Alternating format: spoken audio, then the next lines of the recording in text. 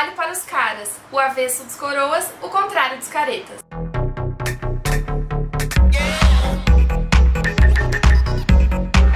Oi, tilindos, tudo bem? Depois de muito tempo eu venho aqui pra vocês com a resenha do terceiro volume da série Os Caras, que se chama Anjo da Morte, do escritor Pedro Bandeira. O livro tem 192 páginas e foi publicado pela editora Moderna. Já tem resenha aqui no canal do primeiro livro da série, que se chama A Droga da Obediência. Se você ainda não viu e tiver interesse, eu vou deixar um link aqui na tela pra vocês assistirem. Também tem resenha sobre Pântano de Sangue, que é o segundo livro da série. Eu vou deixar outro link aqui.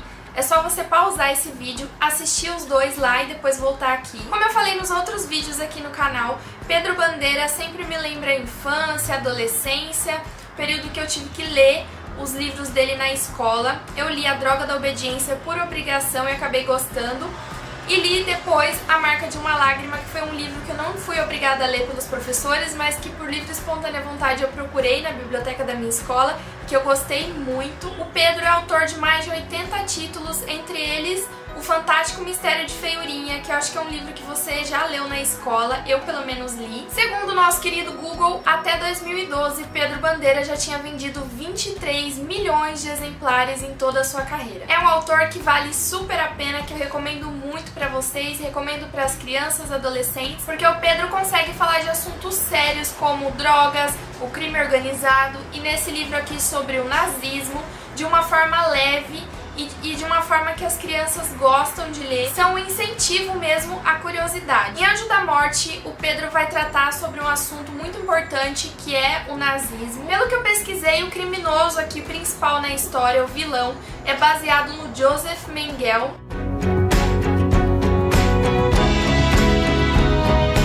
O Pedro sempre procura dar mais atenção a um dos 5 caras no livro, e aí vai mudando. Por exemplo, no livro passado, o principal foi o Crânio, e aqui o foco já é no Calu, o nosso artista da turma. O Calu tá todo animado porque ele vai apresentar uma peça, e aí de repente se escuta um grito muito alto, e eles vão ver o que tá acontecendo, e o diretor do Calu, o professor dele, que é o Salomon Friedman, está morto, ninguém sabe o que aconteceu, e a única prova que tem do crime é um folheto sobre o nazismo que foi deixado ao lado do corpo. O Calu então fica chocado porque ele nunca esperava que fosse acontecer isso com seu professor favorito, e ele resolve que vai investigar esse caso. Imediatamente o Andrade, que é o detetive amigo dos caras, resolve também começar a investigar o caso. Eles descobrem que o Salomon esteve na guerra junto com o Ferenc e também o Davi Siegel. E por coincidência esse Ferenc estaria no Brasil para fazer uma exposição de quadros do Davi Siegel. E aí a única pista que os caras têm é esse cara, e eles vão atrás para saber o que aconteceu, vão lá acompanhar a exposição. Depois de que o cara já se apresentou, fez todo um discurso, ele sofre um atentado e ele quase morre, ele vai parar no hospital. E esse caso acaba tendo uma repercussão muito grande, porque o cara é estrangeiro, ele veio pra fazer uma grande exposição aqui e acaba sofrendo esse atentado e ninguém sabe por quê. O Andrade acaba se unindo ao Dr. Pacheco na investigação, e juntos eles começam a ir em busca de pistas sobre esse caso. Atenção para o aviso de possível spoiler. Eles acabam descobrindo que tanto o professor do Calu como esse cara que veio para a exposição e sofreu o atentado estavam juntos, né, na guerra, e que uma terceira pessoa está tentando eliminar todas essas pessoas que poderiam reconhecer ele e acabar com o plano de fazer essa revolução nazista que eles querem fazer no Brasil. E aí, meio que já sabendo de uma parte do plano desse cara, o Chumbinho, junto com o Calu, resolvem se passar por um menino que seria o escolhido deles, que é o Max.